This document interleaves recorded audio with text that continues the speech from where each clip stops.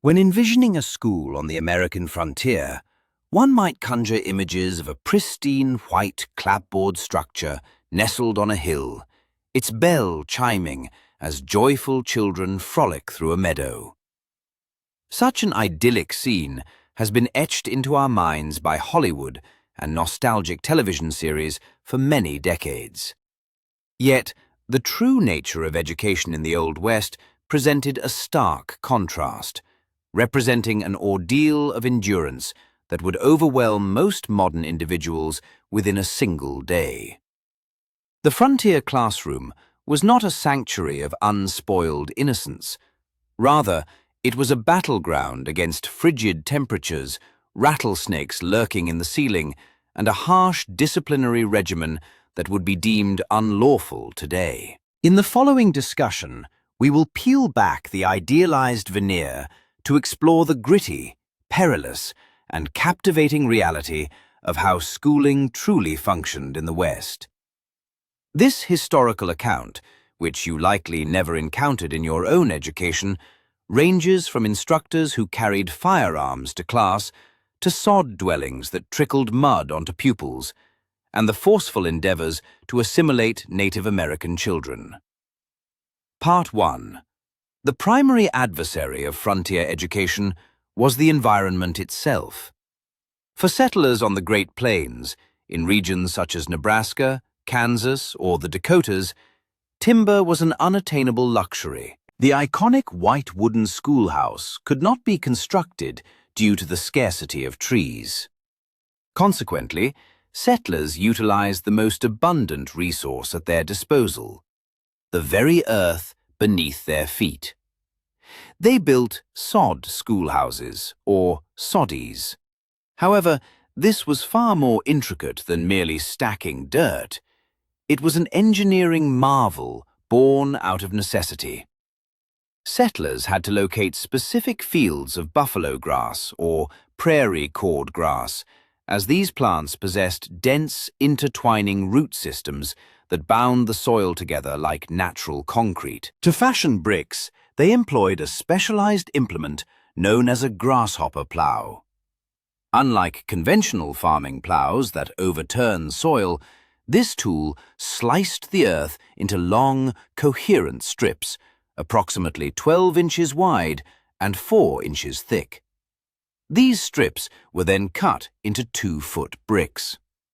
Constructing a standard one-room schoolhouse required roughly an acre of sod. The walls had to be 2 to 3 feet thick simply to support their own weight.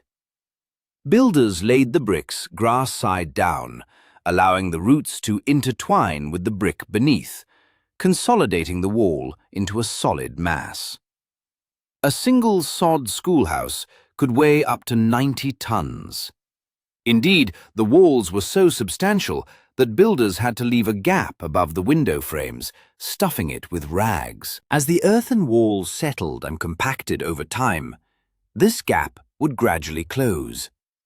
Had they neglected to leave this space, the immense weight of the building would have shattered the costly glass windows. Inside, the conditions were bleak. These structures were essentially living entities. The roof, typically fashioned from brush and sod, represented the weakest point. During the spring rains across the plains, the roof would inevitably become saturated.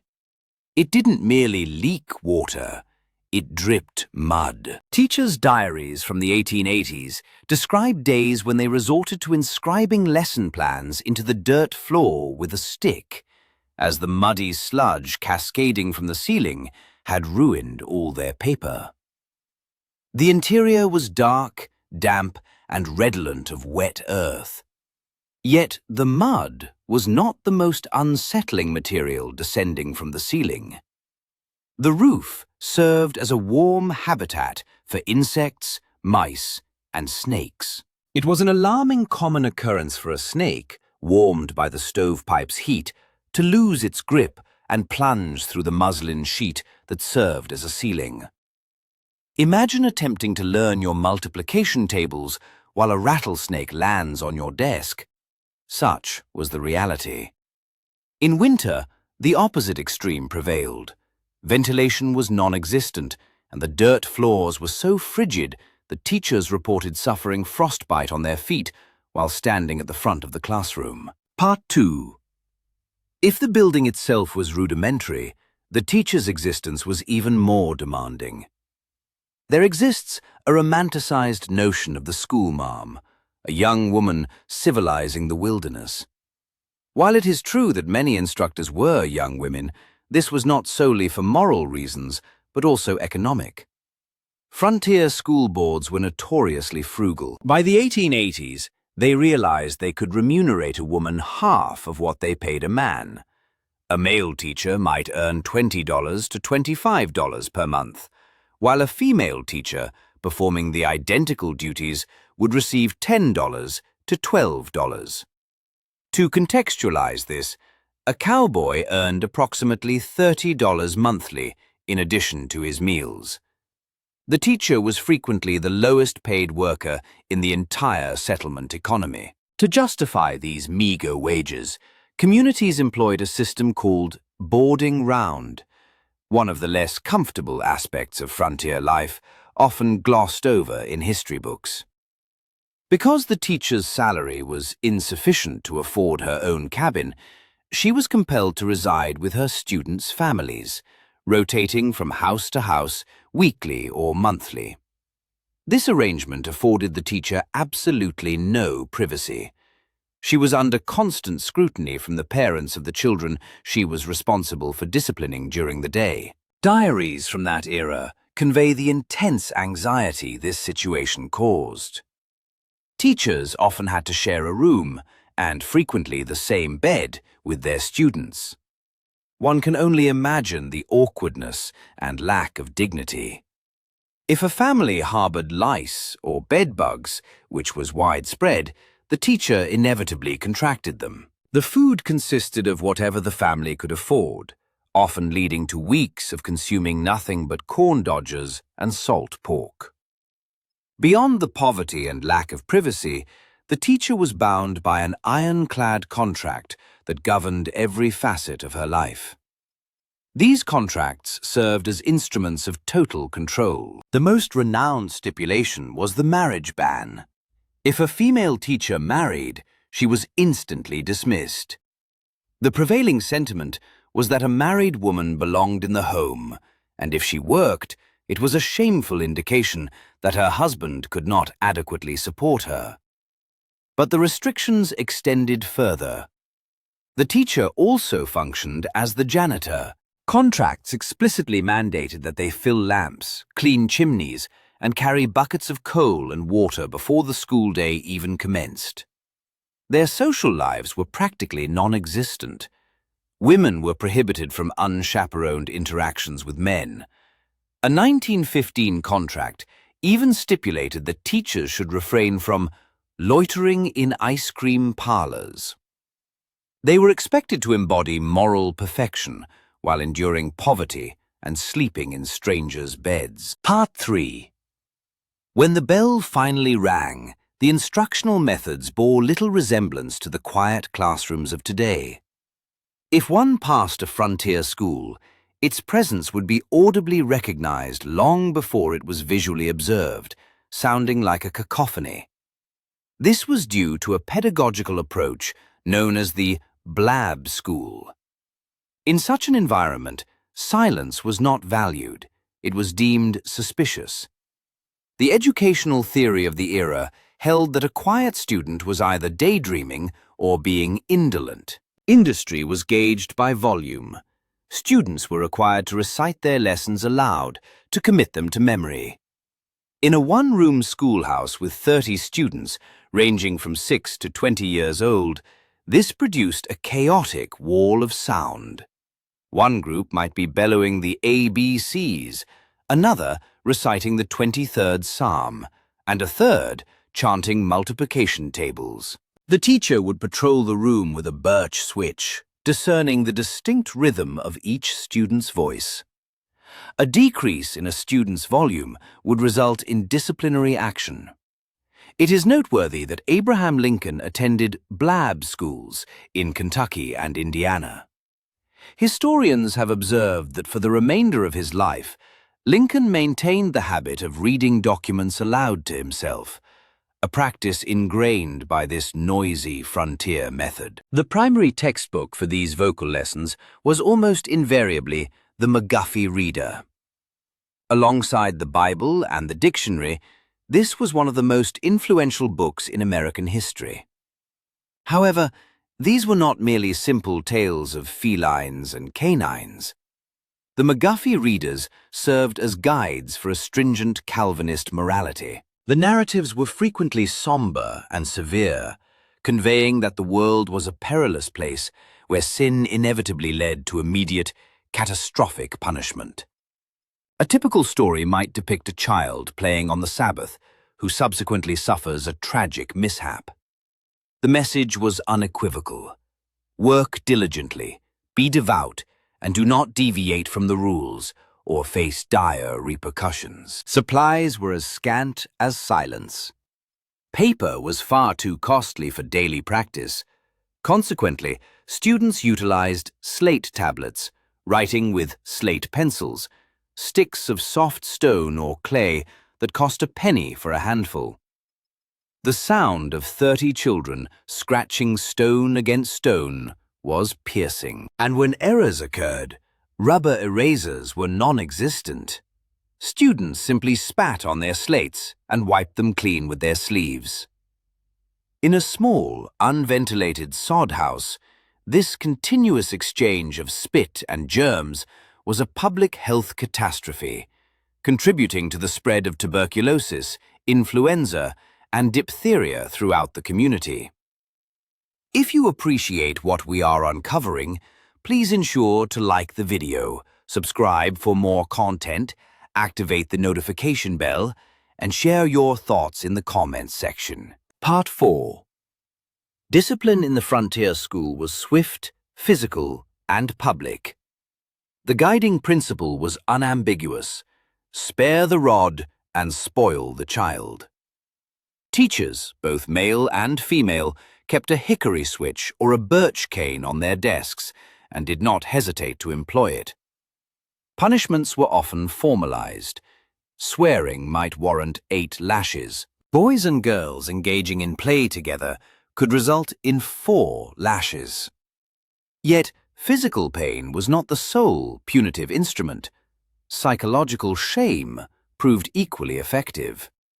While you may have encountered the dunce cap in cartoons, it was a very real and humiliating form of punishment.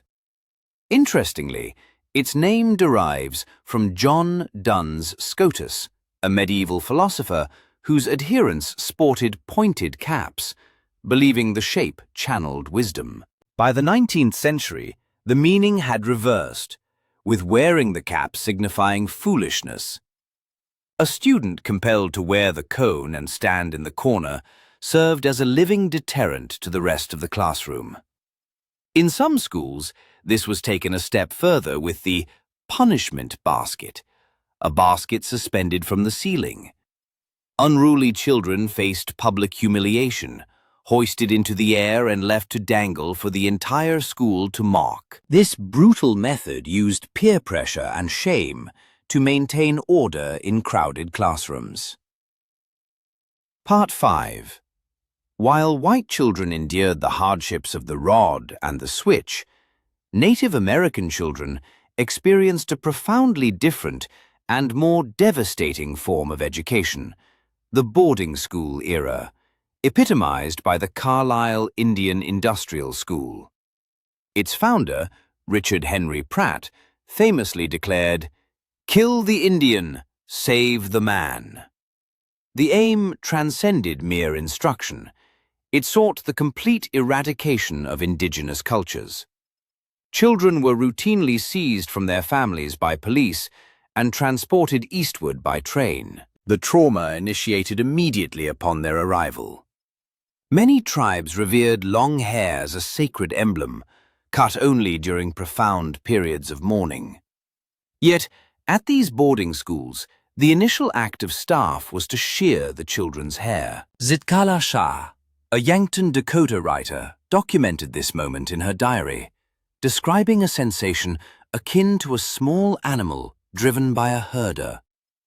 Clad in rigid military uniforms, they were strictly forbidden from speaking their native tongues. Violators faced beatings or having their mouths washed with lye soap.